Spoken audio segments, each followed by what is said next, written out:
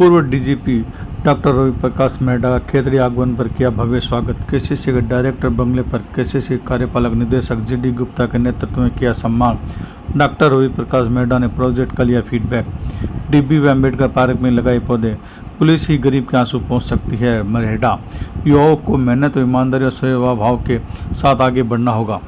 राजस्थान के पूर्व DGP doctor Ravi Prakash Mehra सेवानिवृत्ति के बाद पहली बार केसीसी डायरेक्टर बंगले पहुंचे, जहां पर केसीसी कार्यपालक निदेशक जीडी गुप्ता के नेतृत्व में उप महाप्रबंधक मानव संसाधन एवं शिवदर्शी वीके इंदिरा, विपिन शर्मा सहित अधिकारी, कर्मचारी व सर्व समाज ने स्वागत किया। डॉक्टर रवि प्रकाश मेहरा ने केसीसी कार्यपालक निदेशक जीडी गुप्ता से प्रोजेक्ट के बारे में फीडबैक लिया। डॉक्टर रवि प्रकाश मेहरा ने कहा कि अपने घर व अपनों के बीच आकर उन्हें एक नई ऊर्जा मिलती है। जीवन में जो किया उसका कारण यही ऊर्जा है। इस मिट्टी की जो ताकत, सुगंध है, इसे ऐतिहासिक स्थल की जो प्रेरणा, जिसके कारण आज इस मुकाम तक पहुंच पाया हूं। मेहरा ने कहा कि पुलिस विभाग में काम करने वाला सही मायने में जनसेवक होता है। पुलिस गरीब के आंसू तुरंत पहुंच सकती है। ऐसा ही वंचित लोगों को लिए जो कानून बने, जो अधिकार संविधान में है, वह पुलिस अधिकारी तुरंत दिला सकता है। मेहरा ने युवाओं को संदेश देते हुए कहा कि आज युवाओं को आगे बढ़ने की इसलिए संभावनाएं असीम है। रास्ते चुनने हैं, लेकिन चुनौतियां भी काफ़ी है। बदलते युग में बदलती तकनीक के अनुसार अपने आप को ढालना होगा। डॉक्टर रवि प्रकाश मेहरा रविवार सुबह 10 बजे केसीसी के डायरेक्टर बंगले के परिसर में पौधारोपण कर अम्बेडकर पार्क पहुंचे, जहां उन्होंने डॉक्टर भीमराव अम्बेडकर की आदमकद प्रतिमा पर पुष्प अर्पित कर नमन किया।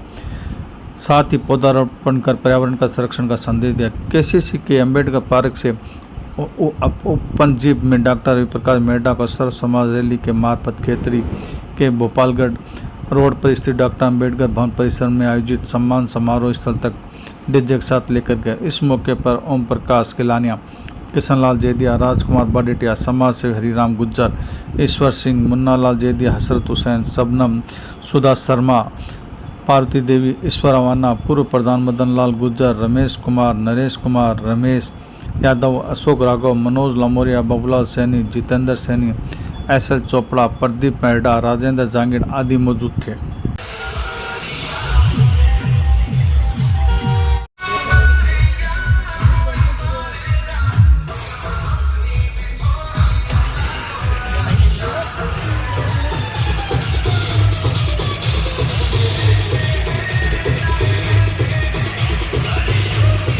और यहाँ आकर जब भी आता हूँ तो बहुत खुशी मिलती है, और अपने घर में अपनों के बीच आकर जो एक ऊर्जा, नई ऊर्जा मिलती है, वो यहाँ आके मिलती है। और इस ऊर्जा के कारण ही हमने जो भी जीवन में किया है, वो अंत तक जो भी जिस भी पद पे हम पहुँचे, तो इस ऊर्जा के कारण है। इस मिट्टी की जो ताकत है, इस मिट्टी की जो सुगंध है, और इस ऐतिहासिक स्थल की जो प्रेरणा है, उसके कारण हम जो भी यहाँ से जो भी निकले हैं लोग, उन्होंने अपने जीवन में कुछ ना कुछ अच्छा किया। आज यहाँ अम्बेडकर पार्क कल्याण केसीसी कॉपर कॉम्प्लेक्स पे जो बहुत अच्छा पार्क मेंटेन किया हुआ है, वहाँ पर बाबा साहब के मूर्ति पे पुष्प गुच्छ हमने अर्पण किए। और साथ ही बहुत ही एक जो आज सबको करना चाहिए आजकल, वृक्षारोपण का कार्यक्रम भी हुआ।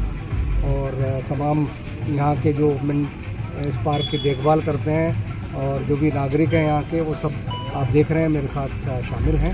और इन सब की पेड़ तो हमने लगाया है, लेकिन मेंटेन यही करेंगे। तो असली जो पेड़ के रखवाले हैं वो ये लोग हैं। हमारा दायित्व है कि उसको शुद्ध रखें, उसको अच्छा रखें, और आगे आने वाली पीढ़ियों के लिए भी हम इस वातावरण और इस पर्यावरण को न केवल मेंटेन करें, बल्कि आगे भी बढ़ाएं। जिस तरह से ग्लोबल वार्मिंग और पृथ्वी पे जो जिस तरह का नष्ट हो रहा है एनवायरनमेंट, उसको हमें अब प्रोटेक्ट करना है। मैं यहाँ आकर मुझे बहुत अच्छा लग रहा है, और मैं सभी का धन्यवाद देना चाहता हूँ कि इन्होंने मुझे याद किया, सम्मान दिया, और यहाँ मौका दिया आप सबके बीच आने का, वृक्षारोपण करने का, और सबसे अपने विचार व्यक्त करने का। देखिए, ये एक किसी भी व्यक्तित्व का अपना अपना तरीका होता है काम करने का। क्योंकि मैं जिस परिवेश से हूँ, चाहे सामाजिक परिवेश कह लें या गांव से कह लें, और जिन लोगों के बीच में रहा हूँ, उनका हर समय से एक सामाजिक सरोकार रहा है। और उसी सामाजिक सरोकार के कारण मेरा भी जो व्यक्तित्व बना, आपका व्यक्तित्व बनता है बचपन से ही, तो वो व्यक्तित्व और जो विचार जो बचपन में मिले उसी को मैं आगे बढ़ा रहा हूँ और सामाजिक सरोकार रखता हूँ, सभी से मिलता जुलता हूँ और सर्विस में भी जो कानून सम्मत काम हो सकते थे नियमों के अंदर, क्योंकि देखिए जिस भी पद पे हम लोग होते हैं वो कानून के दायरे में हम काम कर सकते हैं, तो कोशिश रही कि सबकी मदद कर सकूं। और वैसे भी देखिए मेरा मानना है कि पुलिस सेवा में हम आम जन के लिए काम करते हैं, हम जन सेवक हैं और वास्तव में अगर कोई समाज सेवा अगर कोई कर सकता है तो पुलिस कर्मी, पुलिस अधिकारी कर सकता है, क्योंकि वो गरीब के आंसू तुरंत पहुंच सकता है। वो असहाय वंचित लोगों के लिए जो कानून बने हैं, जो अधिकार संविधान में प्रदत्त हैं, वो पुलिस अधिकारी तुरंत दिला सकता है। केवल इतनी सी बात है कि उसको संवेदनशील होना चाहिए, उसको गरीबों की जो पल्स है, जो नब्ज़ है, वो पहचाननी चाहिए और लोगों के बीच लगातार जाके एक फीडबैक भी लेना चाहिए कि भाई हमारे जो पुलिसकर्मी हैं वो कैसा काम कर रहे हैं और पुलिस के काम में और क्या क्या बदलाव आने चाहिए, सुधार आने चाहिए, इसके बारे में लगातार प्रयास करना चाहिए। युवाओं को ये संदेश देना चाहूँगा कि आज संभावनाएं असीम हैं आपके रास्ते चुनने के लिए, लेकिन साथ साथ चुनौतियाँ भी हैं, क्योंकि बदलते युग में, बदलती तकनीक में आपको अपने आप को ढालना पड़ेगा।